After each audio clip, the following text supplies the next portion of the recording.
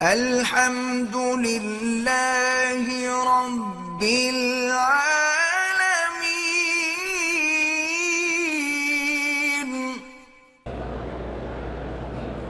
میں پاکستان سے ہوں، میرے بھائی کا نام مظہر حسین ہے، 10 سال سے دماغی بیماری میں مبتلا ہیں، ان کے سارے ٹیسٹ نارمل ہیں، اللہ شفا عطا فرمائے۔ بہرحال ان کو بھی زمزم پلائیں، اور جب زمزم ختم ہو جائے تو عام پانی پر 7 دفعہ فاتحہ پڑھ کے پھونک کے پلایا کریں۔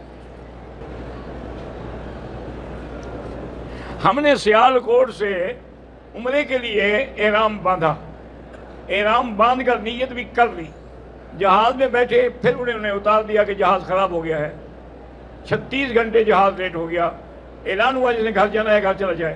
بہرحال اب آپ کو احرام کھولنا نہیں چاہیے تھا، اگر آپ نے کھولا ہے تو دم دینی ہوگا۔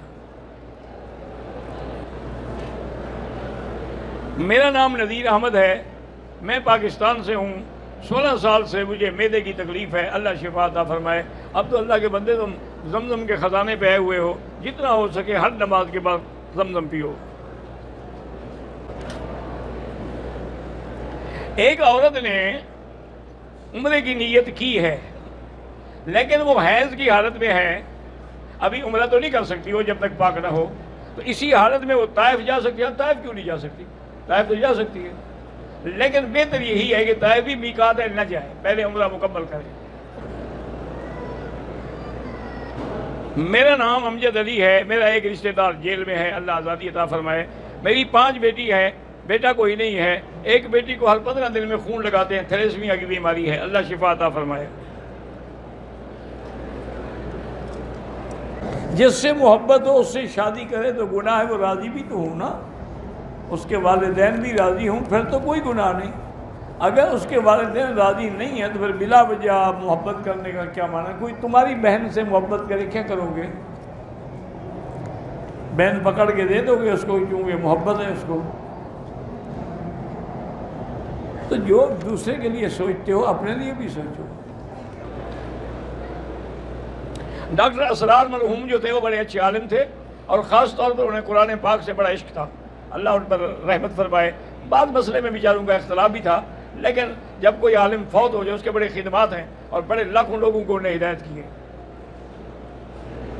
طواف اور صفا کرنے کے بعد عورت اپنے بال خود کاٹ سکتی ہے، ہاں کاٹ سکتی ہے۔ محبت کی وجہ سے آ جاتا ہوں، ورنہ مجھ میں ہمت نہیں ہوتی کہ میں آ سکوں۔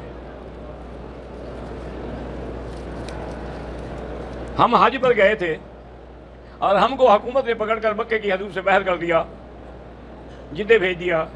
بہرحال کوئی صورت بھی ہو تو آپ لوگوں پر ایک دم ہے، کیونکہ قرآن پاک یہی کہتا ہے کہ میں تم فمستیسر من الہدی، کہ اگر تمہیں روک لیا جائے تو لازمی قربانی دینی ہوگی، اور وہ بھی حدود حرم میں دینی ہوگی۔ اب اگر پیسے نہیں ہیں، جب اللہ دے دے کر دینا۔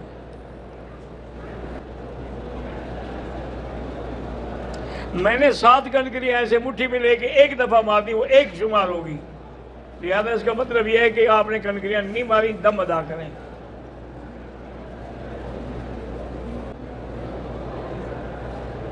میری بیوی 6 سال پہلے فوت ہو گئی، میں ہر دن اس کے ایصال ثواب کے لیے 2 رکعت نفل بھی پڑھتا ہوں، اور 2 عمرے بھی کیے ہیں، چلو اللہ جزا دے آپ کو۔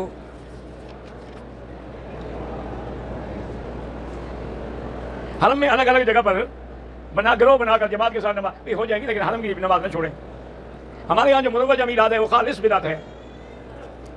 میرے بھائی، اگر میلاد سنت ہوتا سب سے پہلے تو حضور حکم دیتے کہ بھی میرا میلاد کیا کرو، اور اس کے بعد پھر سیدنا ابو بکر، سیدنا عمر، عثمان، علی رضوان اللہ علیہ، یہ خلفائے راشدین میلاد مناتے، تو انہوں نے بھی نہیں منایا، حضور نے بھی حکم نہیں دیا، تو صاف ظاہر ہے کہ بدعت۔